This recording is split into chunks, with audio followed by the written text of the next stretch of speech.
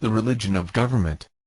The belief in government is, in fact, a religion, with all the same structure of any other superstition dedicated to the worship of a supreme entity that has no basis in reality. It has 1. A Pope, President, Prime Minister. 2. Councils, Congress, Parliament. 3. Tithing, taxes. 4. Commandments, laws. 5. Sex, political parties. 6. Heretics, anarchists. 7. Protestant reformers, libertarians. 8. A devil, any foreign boogeyman or dictator. 9. Catechisms, party platforms. 10. Doctrine, ideology. 11. Rituals, voting. 12. Prayer, pledge of allegiance, loyalty, oaths. 13. Crusades, wars to make the world safe for democracy, etc. 14. Brainwashing. 15. Blind faith. 16. Zealotry. If you don't vote, you can't complain. This is probably the #1 self-perpetuating shibboleth in the state's propaganda arsenal. It looks like it makes sense. After all, you had your chance to make your choice, right? The logical problem here is the failure to recognize a person's right to not choose someone to rule over him and everyone else. Just because person A wants to belong to a group doesn't give the group the right to order person B around, who refuses to join that group. It makes no more sense to say that than it would if the Baptists armed themselves and started ordering everyone around. So in that case, if you refuse to get baptized, would you lose your right to complain about the Baptists ordering you around? When you vote, it is you voters who have no business complaining about the results. Didn't you agree to abide by the results of the election, no matter who won? Didn't you vote to give politicians your consent to be governed? Aren't your politicians merely representing you whenever they do their evil crap? If so, how can you then bitch when they act like politicians and lie, steal, cheat, and break their campaign promises? You gave them your permission to do whatever the hell they want to you, on your behalf. Otherwise, what is the purpose of voting, anyway? Here is the mistake the authoritarian makes when he tries to justify voting to conjure up authority. He thinks he is delegating the right to rule himself when he votes, where or equal the right to rule oneself. By equal the right to rule other people. Where he gets confused is when he votes to delegate right A to people in government, thinking he is delegating his own right to rule himself. If Bob the statist wants George the candidate to have the right to rule him, he votes for George to have right A. The problem is that George already has right A, the right to rule himself, while Bob mistakenly thinks he is giving George right B, the right to rule others, that is, Bob. Since Bob doesn't have right B, he cannot delegate it to someone else. Can he delegate the right to kick you in the shins if he himself doesn't have that right? Of course not. Bob might be able to delegate the specific right to rule himself, that is, only Bob, in theory. Naturally, he would always have the right to take back his consent to be ruled, making that delegation null and void at Bob's discretion, which makes even that an absurdity. However, that is not the same as delegating the general right to rule others B, with the resultant delegation by voting giving George the right to rule people that Bob has no right to rule. So, when Bob thinks he is delegating right A, while actually attempting to delegate right B, he is trying to delegate a right he does not have, which isn't possible, and since everyone including George already has right A, voting is really just a meaningless and superstitious cult ritual. Jackney Sneeb, there's no government like no government. www.nogovforme.net. Myth of consent. There are two basic ways in which people can interact, by mutual agreement, or by one person using threats of violence to force his will upon another. The first can be labeled consent, both sides willingly and voluntarily agreeing to what is to be done.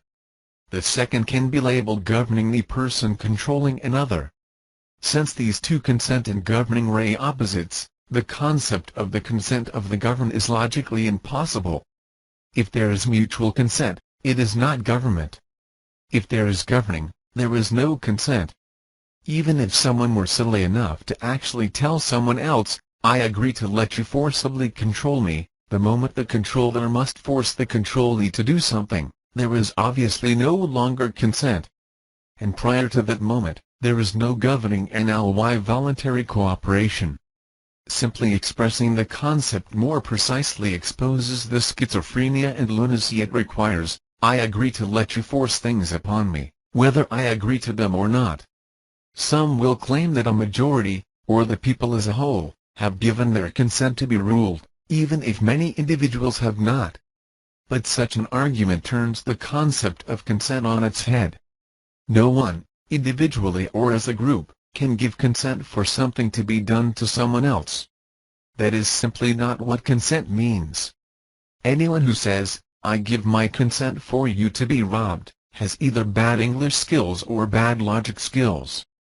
Yet that is the basis of the cult of democracy, the notion that a majority can give consent on behalf of a minority. That is not consent of the governed. It is forcible control of the governed, with the consent of a third party. Larkin Rose, the most dangerous superstition. Government does not exist. Most people believe that government is necessary, though they also acknowledge that authority often leads to corruption and abuse. They know that government can be inefficient, callous, unfair, unreasonable and oppressive, but they continue to believe that authority can be a force for good. What they fail to realize is that the problem is not just that government produces inferior results on a practical level, or that authority is often abused, or that there is too much authority. The problem is that the concept itself is utterly irrational and self-contradictory. It is nothing more than a superstition, devoid of any logical or evidentiary support, which people hold only as a result of constant cult-like indoctrination designed to hide the logical absurdity of the concept. It is not a matter of degree, or how it is used. The problem is that authority does not and cannot exist at all, and failure to recognize that fact has led billions of people to believe things and do things that are horrendously destructive. The truth is that there can be no such thing as good authority. In fact, there is no such thing, and can be no such thing, as authority at all. As strange as that may sound, it is quite easy to logically prove. In short, government does not exist. It never has and it never will. The politicians are real, the soldiers and police who enforce the politicians' will are real, the buildings they inhabit are real, the weapons they wield are very real, but their supposed authority is not. And without that authority, without the right to do what they do, they are nothing but a gang of thugs. The term government implies legitimacy. T means the exercise of authority over a certain people or place. The way people speak of those in power, calling their commands laws, referring to disobedience to them as a crime, and so on, implies the right of government to rule, and a corresponding obligation on the part of its subjects to obey. Without the right to rule authority, there is no reason to call the entity government, and all of the politicians and their mercenaries become utterly indistinguishable from a giant organized crime syndicate, their laws no more valid than the threats of muggers and carjackers. And that, in reality, is what every government is, an illegitimate gang of thugs, thieves and murderers, masquerading as a rightful ruling body. The reason the terms government and authority appear inside quotation marks throughout this book is because there is never a legitimate right to rule, so government and authority never actually exist. In this book such terms refer only to the people and gangs erroneously imagined to have the right to rule. All mainstream political discussion debate about what should be legal and illegal, who should be put into power, what national policy should be, how government should handle various issues of it is utterly irrational and a complete waste of time, as it is all based upon a false premise, that one person can have the right to rule another, that authority can even exist. The entire debate about how authority should be used, and what government should do, is exactly as useful as debating how Santa Claus should handle Christmas. But it is infinitely more dangerous. On the bright side, removing that danger, the biggest threat that humanity has ever faced, in fact does not require changing the fundamental nature of man, or converting all hatred to love, or performing any other drastic alteration to the state of the universe. Instead, it requires only that people recognize and then let go of one particular superstition, one irrational lie that almost everyone has been taught to believe.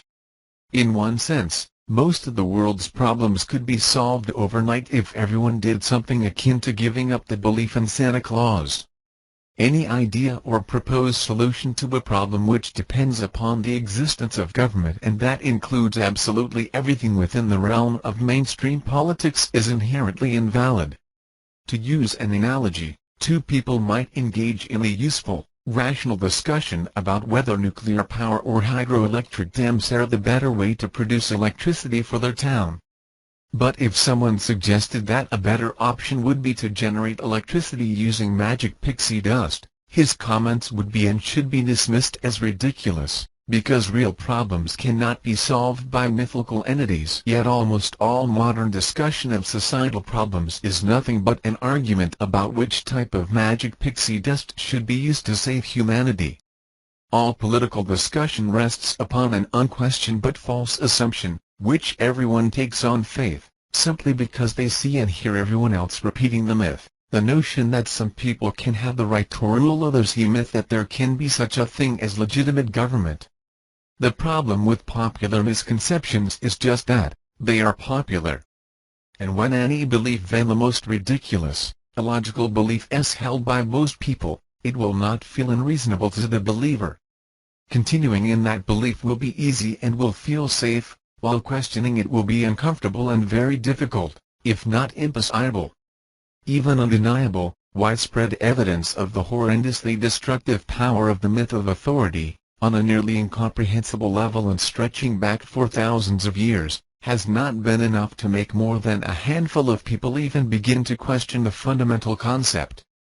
And so, believing themselves to be enlightened and wise, human beings continue to stumble into one colossal disaster after another, as a result of their inability to shake off the most dangerous superstition in the history of the world, the belief in authority. Offshoots of the superstition. There is a large collection of terminology that grows out of the concept of authority. What all such terms have in common is that they imply a certain legitimacy to own a group of people forcibly controlling another group. Here are just a few examples. Government, as mentioned before, is simply the term for the organization or a group of people imagined to possess the right to rule.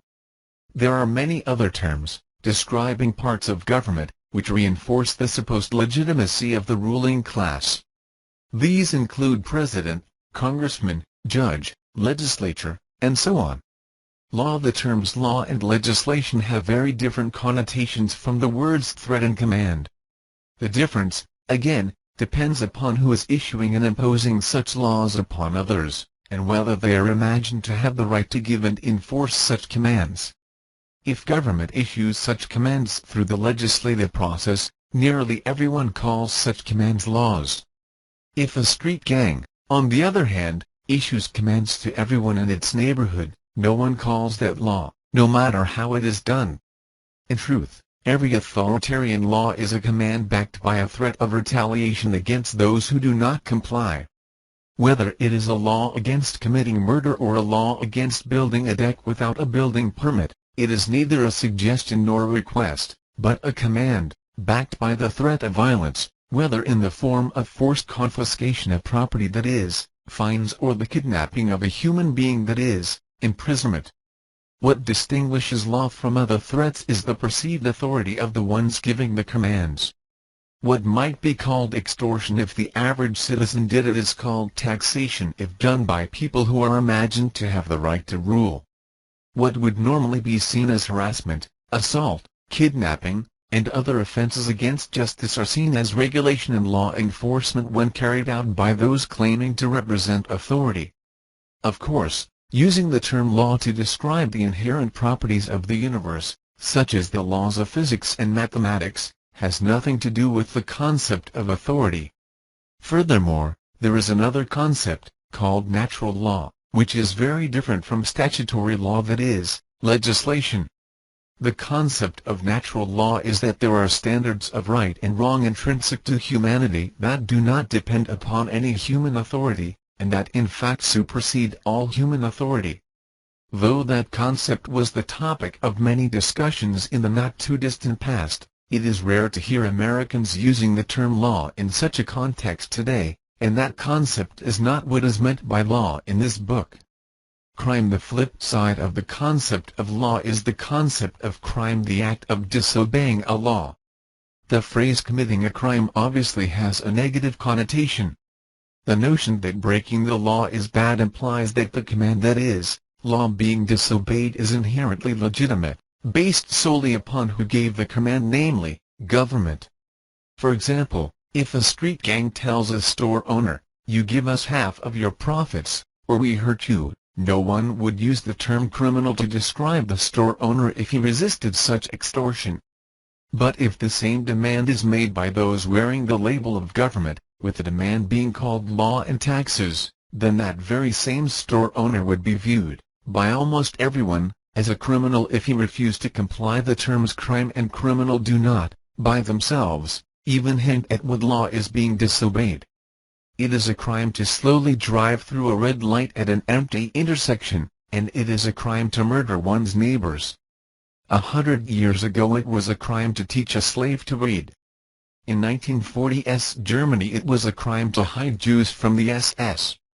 A few decades back it was a crime in some states to let blacks and whites sit together in a restaurant. Most people today, however, would view committing those crimes as being perfectly moral. Literally, committing a crime means disobeying the commands of politicians, lawmakers, and a criminal is anyone who does so. Again, such terms have an obviously negative connotation. Most people do not want to be called a criminal, and they mean it as an insult if they call someone else a criminal. This gives a clear illustration of the fact that, in the eyes of most people, whether a command is legitimate and should be obeyed depends primarily upon who gave the command, authority or non-authority, rather than upon whether the command itself was inherently justified. Those who disobey criminals are looked down upon by most people, while it is considered a virtue to be law-abiding. Again, the popular feeling is that those who obey authority are good, and those who disobey are bad, which implies that the authority giving the commands has the legitimate right to do so. Lawmakers. There is a strange paradox involved in the concept of lawmakers, in that they are perceived to have the right to give commands, impose taxes, regulate behavior, and otherwise coercively control people, but only if they do so via the legislative process. The people in government legislatures are seen as having the right to rule, but only if they exert their supposed authority by way of certain accepted political rituals. When they do, the lawmakers are imagined to have the right to give commands and hire people to enforce them in situations where normal individuals would have no such right. To put it another way, the general public honestly imagines that morality is different for lawmakers than it is for everyone else.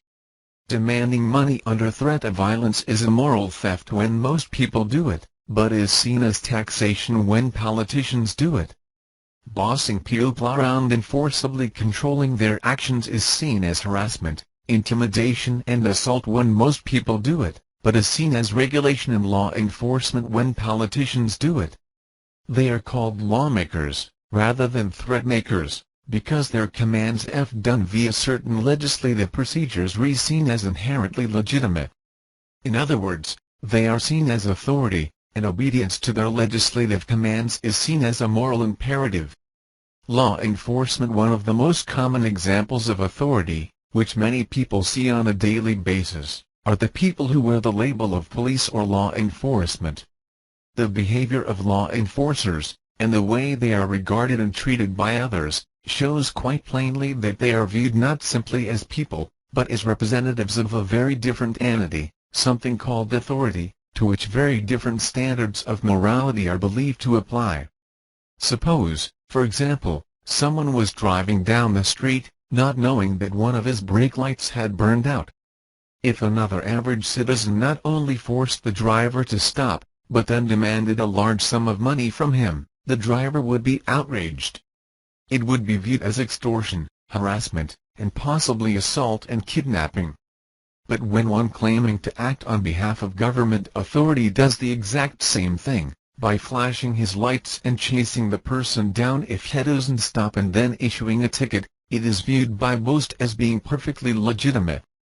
This is because the officer is not seen as an individual acting on his own, responsible for his own actions, but as an agent of the thing called authority, which by definition has the right to do things that average citizens do not. In a very real sense, the people who wear badges and uniforms are not viewed as mere people by everyone else. They are viewed as the arm of an abstract thing called authority. As a result, the properness of police officer behavior and the righteousness of their actions are measured by a far different standard than is the behavior of everyone else. They are judged by how well they enforce the law rather than whether their individual actions conform to the normal standards of right and wrong that apply to everyone else. The difference is voiced by the law enforcers themselves, who often defend their actions by saying things such as "I don't make the law, I just enforce it." Clearly, they expect to be judged only by how faithfully they carry out the will of the lawmakers, rather than whether they behave like civilized, rational human beings. Countries. The concepts of law and crime are obvious offshoots of the concepts of government and authority, but many other words in the English language are rather changed by the belief in authority or exist entirely because of that belief. A country, for example, is a purely political concept. The line around a country is, by definition, the line defining the area over which one particular authority claims the right to rule, which distinguishes that location from the areas over which other authorities claim the right to rule. Geographical locations are, of course, very real, but the term country does not merely refer to a place. It always refers to a political jurisdiction, another term stemming from the belief in authority. When people speak of loving their country, they are rarely capable of even defining what that means, but ultimately, the only thing the word country can mean is not the place, or the people, or any abstract principle or concept, but merely the turf a certain gang claims the right to rule. In light of that fact, the concept of loving one's country is a rather strange idea. In short, it expresses little more than a psychological attachment to the other subjects who are controlled by the same ruling class, which is not at all what most people envision when they feel national loyalty and patriotism. People may feel love for a certain culture, or a certain location and the people who live there, or to some philosophical ideal, and mistake that for love of country, but ultimately, a country is simply the area that a particular government claims the right to rule. That is what defines the borders, and it is those borders which define the country. Larkin Rose, The Most Dangerous Superstition. State Propaganda. 2. Without government, there would be no roads. This is a tie for number 1 as the most often abused excuse for believing in government. Roads are what people use to get from point A to point B. Government is an agency that supposedly has the right to make laws in order to protect you from the boogeyman. How on earth do those two match? People build roads, and people make laws, I guess, except that people built roads before there were laws.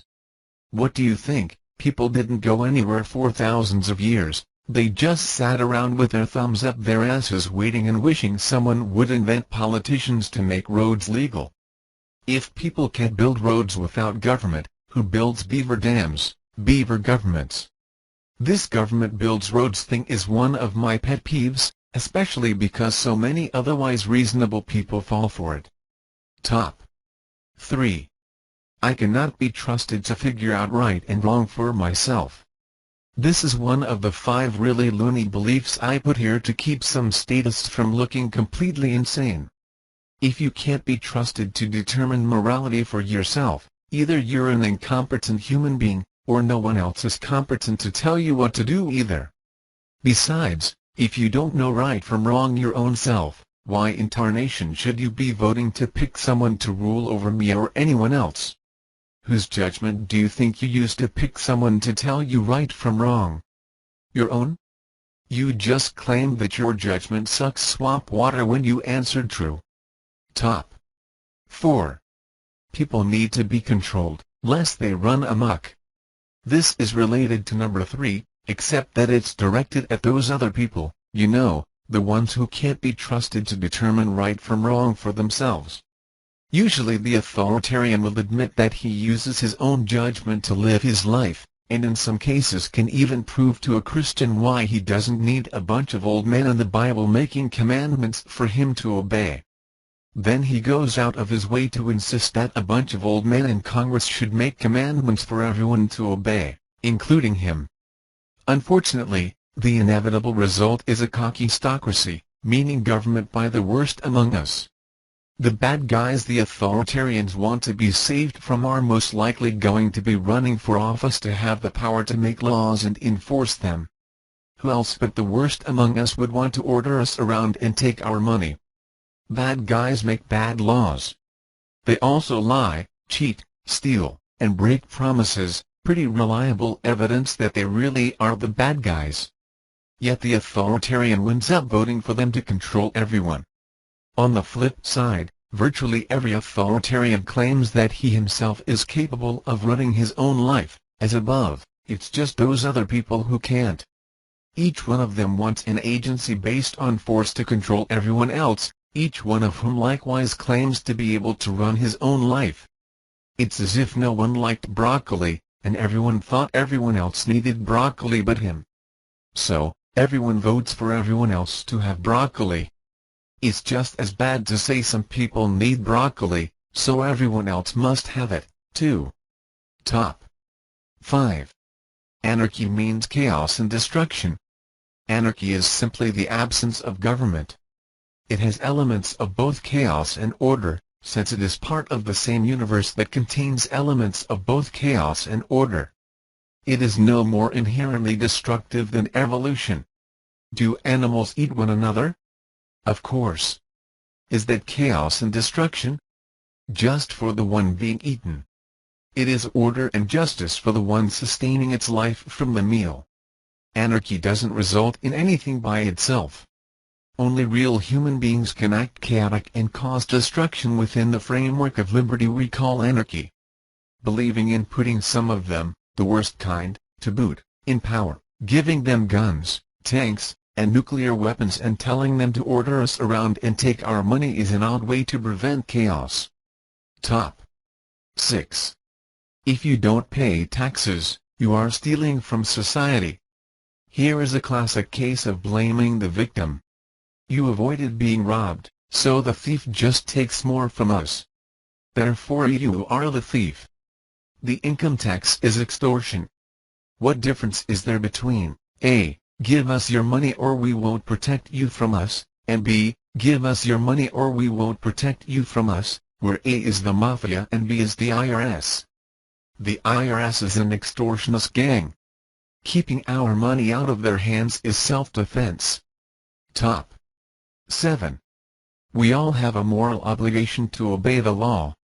This has been overruled by the same cult people claim to believe in when they enter the voting booth. See the Nuremberg trials following World War II for details, or the trial of Lieutenant William Calley over the U.S. Army's massacre at My Lai, or the Ohio National Guard obeying orders to shoot unarmed college students at Kent State May 4, 1970, for examples of the bad effects of this belief.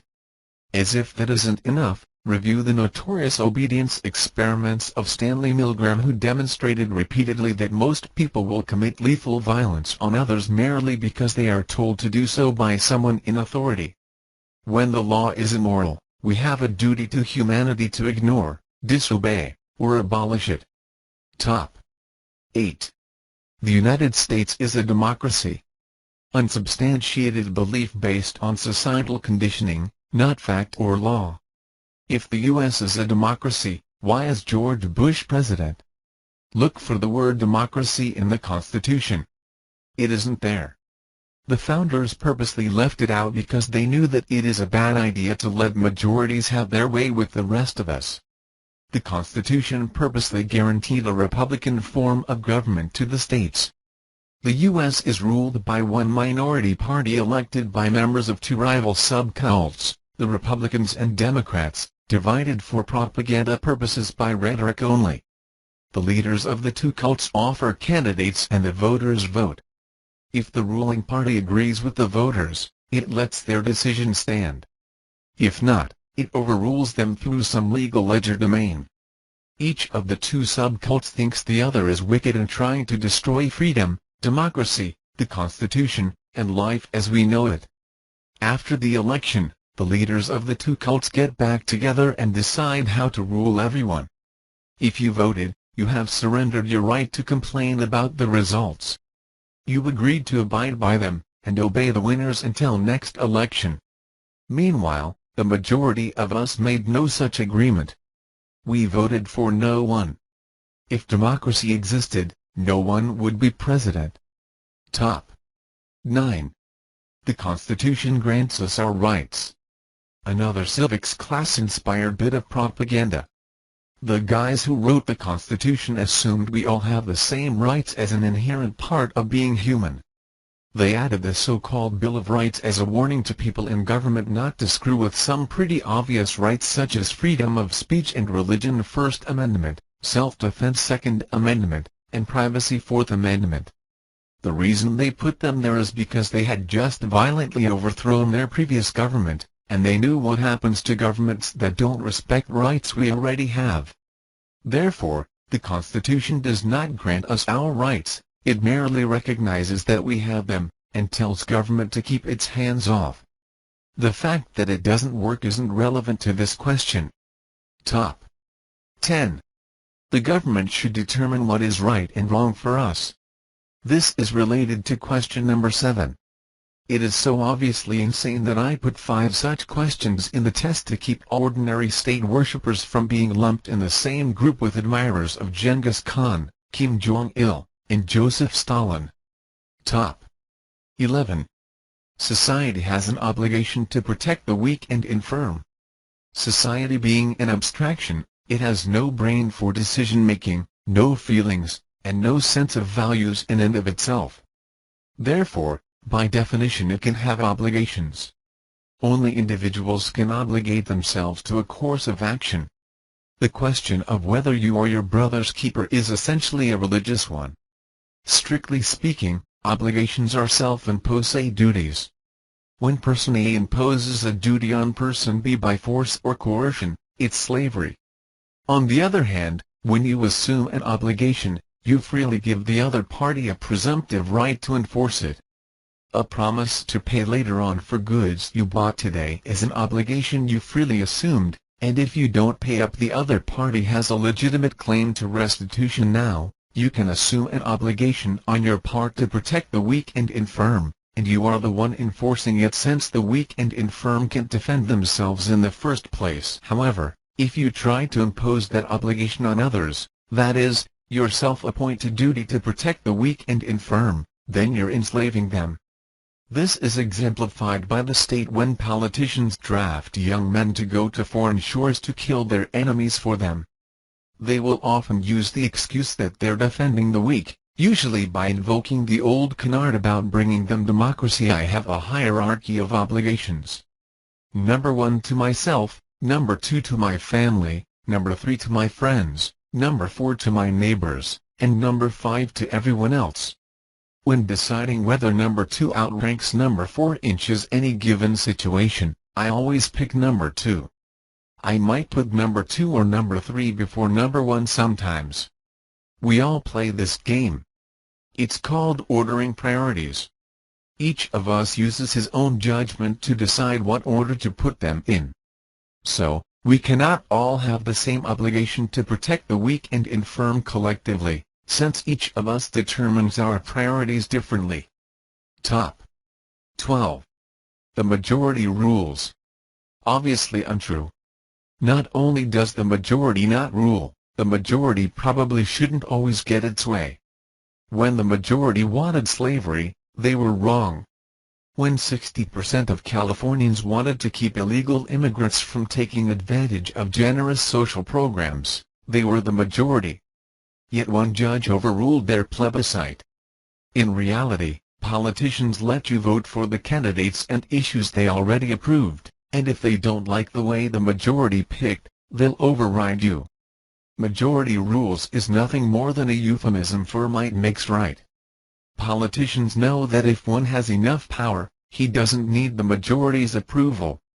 Top 13. Politicians are our servants. One of the more absurd examples of public school propaganda. Politicians are not your servants. They are your masters. They write the laws. You don't. They force you to obey them, not the other way around. You think you have an obligation to obey their laws. They agree. You do not institute any rules that restrict politicians, and neither does the majority. You politely ask the politician gods to control themselves. They don't. You lose. Tough. This servants of the people and public servant rhetoric is pure bunk. They aren't there to serve you. They control you and rob you. And you can feel proud in that voting booth when you give them your sanction to do it. Top 14. Taxes are the price we pay for civilization. This is an old quote from Justice Oliver Wendell Holmes. Civilization requires extortion? Civilization means people cooperating and getting along peacefully with one another. That rules out stealing. What I get from that quotation is we need to institutionalize routine mass theft to prevent random occasional theft. Not only is it contradictory, it doesn't even work. Freelance crooks commit random acts of thievery in spite of the law.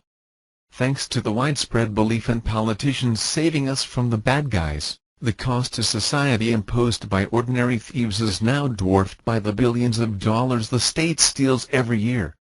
As Larkin Rose says, taxes are the price you pay for being boneheads when it comes to economics. Top 15. Democracy is the worst form of government, except for all the others that have been tried. Winston Churchill. Another fine example of political sloganeering based on nothing at all. As was pointed out, democracy doesn't exist. Besides, if I have no obligation to obey an immoral command made by just one lone dictator, why would that change just because there were a whole lot of other jackasses making the command? Here is a question that sends many an authoritarian into irrecoverable brainstorm. Do you have a moral obligation to obey something politicians scribble on a piece of paper that is a law? One answer makes you an anarchist, the other makes you a candidate for a room in the Bellevue Sanitarium. Besides, can you even know all the laws that might apply to you? Try reading just one piece of them, the tax code, Title 26 sometime. Christians at least can name most of the commandments they insist we have an obligation to obey. What about the cult of legislation? Can you name all the laws of Congress? If not, what business do you have claiming to obey them? Even if they were inherently righteous commands, you still wouldn't know what they are. Enforcing them is plain wicked, when there's no evidence that they are even legitimate. Calling a set of innumerable, unfathomable commandments democracy doesn't make them any more legitimate. This is better than democracy, self-government. Top 16. The police have a right to use lethal force in cases where it would be wrong for others to do so. Here is yet another dead giveaway that state worship is insane. In what case should person A have an exclusive right to inflict death on person B just because he is wearing a shiny badge? Top 17. The state should have the right to monitor the populace in efforts to provide security. The state has no rights. While the state is very real, it is made up of lawyers, thugs, con artists, buildings, monuments, laws, traffic signs, and a host of other attributes. It doesn't have rights, though. Rights are only conceived by individual humans using their individual brains. There is no collective brain of the state. Even the founding document for the Republic clearly ascribes rights to the people, while reserving powers not rights to government. Whether the state should monitor the population is another example of the where do you draw the line game, based purely on individual judgment. Top 18. The lesser of two evils is better than none at all. In a presidential election, for example, if you settle for the second worst evil, and the worst evil dies, Aren't you now stuck with the worst evil? Of all the justifications for evil, this is just about the most absurd. Top 19. We shouldn't abolish the state until we have something to replace it with. This is related to number 18, except that instead of settling for the least onerous of two evils, it suggests that we should embrace an evil because there's nothing to replace it. It's as if someone asked, would you approve of abolishing rape, and you answered, yes, but only if you can come up with something to replace it. The state represents institutionalized theft and threats of violence. Why would you need to replace theft and violence as a condition for doing away with it? Top 20. Government doesn't have to be moral, that's why it's the government. This actually came from my page. Every once in a while an authoritarian tells the truth, and it is a simplification of what a lawyer told me on the same page. Can making extortion legal change the fact that it is wrong? Dan Evans: yes, in fact, when you come right down to it, almost everything that governments do would be crimes if committed by individuals. This is one of the most glaring examples of authoritarian doublespeak. Even the obvious absurdity of such a statement fails to break through years of conditioning of the state worshipper's mind. Top 21. Politicians are supposed to lie, when it is in the national interest. Yes, and who determines what the national interest is? Clue, not you. Top 22. When in a war, it's my country, right or wrong. One more propagandistic slogan that makes sense only when one believes it can be right to do something wrong. Top 23. The government exists to protect the rights of the people. Give yourself 1/2 point if you thought it said the government should exist to protect the rights of the people. In reality, rulers protect their own interests first, and when that conflicts with the rights of the people get screwed. No piece of paper with lofty prose on it can stop those who rule by force and propaganda from acting like rulers who resort to force and propaganda. Here is a link to just one site that demonstrates what your government thinks about protecting your rights. The police have no obligation to protect you. Top 24. Ignorance of the law is no excuse. Right. If you tried to read the tax code at the link I mentioned in question number 15, you might see how absurd this is. While in criminal law it is assumed that a person ought to know the law, even then the state admits it needs 3 lawyers and the jury to determine whether the defendant actually violated a law. Not only that, in some cases the judge tells the jury not to even look at the law, the judge himself will tell them what it says. Who among us is not ignorant of the law? I once asked a lawyer which amendment of the Constitution abolished slavery, and he couldn't answer. The Constitution is the supreme law of the land, yet it is only a few pages.